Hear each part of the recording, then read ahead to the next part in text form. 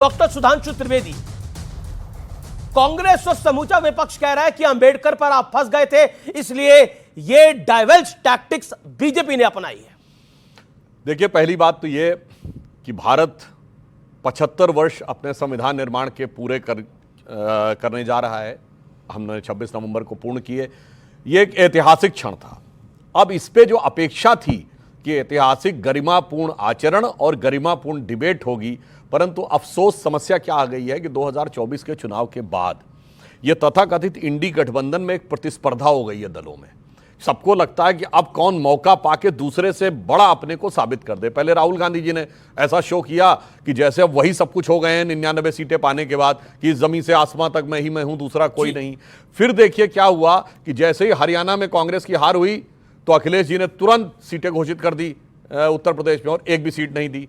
अब महाराष्ट्र में उनकी हार हुई तो यह विषय उठने लगा कि इंडी गठबंधन का नेता कौन होना चाहिए। वही सदन के पटल पर दिखने लगा। मैं आपको बताना चाहता हूं कि नियम 267 के जितने भी नोटिसेज आए, किन्हीं भी दो दलों ने एक चीज के लिए नोटिस दिया ही नहीं, एक मुद्दे के लिए। इसका मतलब इंडी गठबंधन के सारे दल आपस में बटे हुए थे। अब जहां तक इस विषय की बात है तो सिर्फ एक मैं तर्क रखता हूं जो कोई भी व्यक्ति समझ सकता है। जब अमित शाह जी ने भाषण दिया तो सारे विपक्षी दल अंदर थे, सबने भाषण सुना, आराम से भाषण सुनते रहे, और वह सेंटेंस जिसको लेकर वो आपत्ति की बात करे उसके बाद भी आधा घंटा करीब भाषण हुआ। तो अगर आपको कोई चीज आपत्तिजनक लगी, क्या आपने उस समय ऑब्जेक्ट किया? क्या आपने प्रोटेस्ट किया? क्या आपने नारे लगाए? क्या आपने वॉकआउट किया? नहीं। इसका मतलब क्या हुआ? भाषण समाप्त होने के बाद घर गए, और रात में अब हो सकता है सोरोस सीक्रेट सर्विस से कोई सिग्नल आया हो कि फिर आकर वो 12 सेकंड की क्लिप निकाली गई, और 12 घंटे के बाद सुबह उसको सर्कुलेट करना शुरू कर दिया गया। इसलिए मैं सिर्फ ये कहना चाहता हूं कि जो इन्होंने करने का प्रयास किया, तो कांग्रेस और विपक्षी दलों के लिए एक लाइन कहना चाहूंगा कि जो उन्होंने अमित शाह जी की क्लिप को वो डिस्टॉर्ट करके सच को छुपाने का प्रयास किया कि सच जरा सा घटे या बढ़े तो सच सच न रहे, मगर झूठ की तो कोई इंतहा नहीं, और लाख चेहरे बदल के आ जाते हैं ये, पर आईना कमबख्त झूठ बोलता ही नहीं।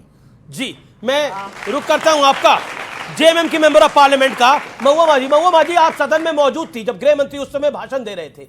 क्या आपको लगता है कि तमाम वाद विवाद तो हुआ, लेकिन राहुल गांधी जी के आचरण पर बहुत बड़ा प्रश्न चिन्ह खड़ा हुआ है? देखिए, पहले तो मैं उनके भाषण पर टिप्पणी करना चाहूंगी कि जब भी हमारे एलओपी या हमारे विपक्षी जो इंडिया गठबंधन के लोग हैं, ये लोग कुछ भी बोलने के लिए पॉइंट ऑफ ऑर्डर की मांग करते हैं या फिर एलओपी बोलने के लिए खड़े होते हैं, तो मैक्सिमम टाइम उन्हें रोक दिया जाता है, चुप करा दिया जाता है। उनकी तरफ कई बार चेयरपर्सन देखते तक नहीं है, हमारे सभापति महोदय देखते तक भी नहीं है, वो सत्ता पक्ष को ही देखते रहते हैं।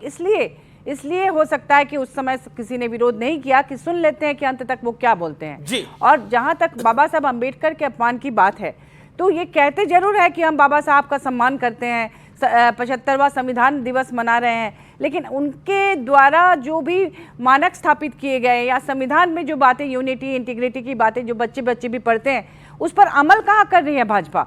आपने अभी झारखंड का इलेक्शन देखा, महाराष्ट्र का इलेक्शन देखा। मैं झारखंड के इलेक्शन के बारे में कहना चाहूंगी कि पूरे इलेक्शन भर देश के तमाम बड़े नेता, मंत्री, मुख्यमंत्री, पूर्व मुख्यमंत्री, प्रधानमंत्री और तमाम लोग वहां गए चुनाव में, और उनका एक ही एजेंडा था, कटोगे और बटोगे का नारा लगाओ, पोस्टर चिपकाओ, घर में पैम्पलेट डालो और ऐसे वीडियो बना के वायरल करो जिससे कि लोगों के दिमाग में नफरत फैले, हिंदू मुस्लिम। वहां तो सरना ईसाई को भी लड़ाया जा रहा है। तो ये आप बाबा साहब के जो भी उनका सम्मान करते हैं, तो भाई उनके द्वारा दिए गए संविधान का तो सम्मान करो। आप राहुल गांधी के आचरण पे बात करने से बच रही हैं? नहीं, बिल्कुल नहीं बच रही हूँ। मैं वहां प्रेजेंट थी, मैं आपको बता रही हूँ। हम लोगों को बोला गया था बाबा साहब अम्बेडकर के स्टैचू के पास जाके प्रोटेस्ट हम लोग स्टार्ट किए थे शांतिपूर्ण ढंग से। पूरा हम लोग इंडिया गठबंधन वहां इकट्ठा हुए थे 10-15 पे, और उसके बाद हमें चूंकि 11 बजे पार्लियामेंट आना था, तो वहां पर कुछ देर तक रुका गया, सबका इंतजार। उसके बाद हम लोग वॉक करके आए पार्लियामेंट में मकर द्वार पर, क्योंकि मकर द्वार से ही हम लोग अंदर प्रवेश करते हैं। जब हम लोग आए, मैं चूंकि प्रियंका गांधी जी के साथ ही एकदम फ्रंट लाइन पे ही थी, और हम लोग महिलाओं को सामने करके, बाकी जेंट्स पीछे थे, राहुल जी भी पीछे ही थे। तो फिर हम लोग जब सामने आए तो एकदम हम लोगों से सट के, भाजपा के जो सांसदगण थे वो लोग हम लोग से सट के खड़े हो गए। इतना सट के कि इतनी भी दूरी नहीं रही होगी, मैं आपको बता रही हूँ, प्रियंका जी। और तब हम लोगों ने नाराबाजी शुरू की, वो लोग भी कर रहे थे, हम लोग भी कर रहे थे। जब आगे जाने के सारे रास्ते बंद थे, और वो उस गेट से बहुत, वो जो कॉरिडोर की बात कर रहे हैं वो बहुत दूर था, यहाँ पर तो वो लोग खड़े थे। ये राहुल गांधी, ये तस्वीरें आप देख सकती हैं। यहाँ पर हम देख रहे हैं कि राहुल गांधी वहां पर तो खड़े बहुत हैं। बात की बात है, मैं बता रही हूँ, ये बात की बात है। बात की बात है, लेकिन राहुल गांधी चार्ज इन करे अंदर जाने के लिए, जो तस्वीर दिख रही है मैं आपको बता रही हूँ। तो उसके बाद क्या हुआ कि हम लोग जब वहां खड़े थे तो जाने नहीं दिया जा रहा था, तो प्रियंका गांधी जी नीचे बैठ गए, हम सभी लोग नीचे बैठ गए लेफ्ट साइड। तो प्रियंका जी को नीचे बैठकर दिख रहा था राहुल गांधी क्या कर रहे हैं, आगे लोग खड़े थे इतने सारे, उस समय राहुल 300 मैं बता रही हूँ, सांसद खड़े थे। अरे मैं वहां थी, मैं जो कह रही हूँ सच कह रही हूँ। लेफ्ट साइड में खड़गे जी, राहुल जी को मैंने देखा था थोड़ी सी दूर में, और फिर राहुल जी आके प्रियंका जी को हाथ पकड़ के खींच के खड़ा किए, क्योंकि उठ नहीं पा रही थी, वहां इतने लोग आ गए थे, मेरे ही पैर में कुछ लोग लगभग आ ही गए थे, लेकिन हम लोगों ने शिकायत नहीं की।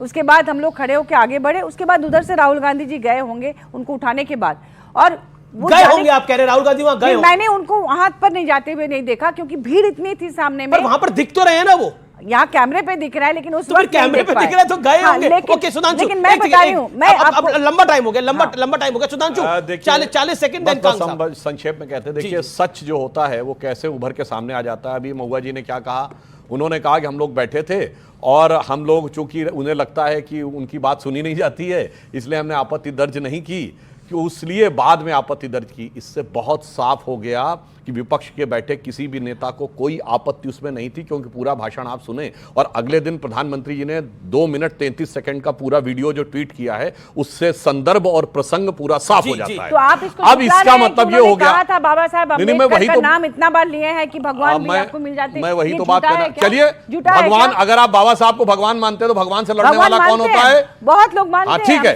तो मैं कहना चाहता हूं, भगवान के खिलाफ लड़ने वाला कौन होता है? शैतान होता है कि नहीं?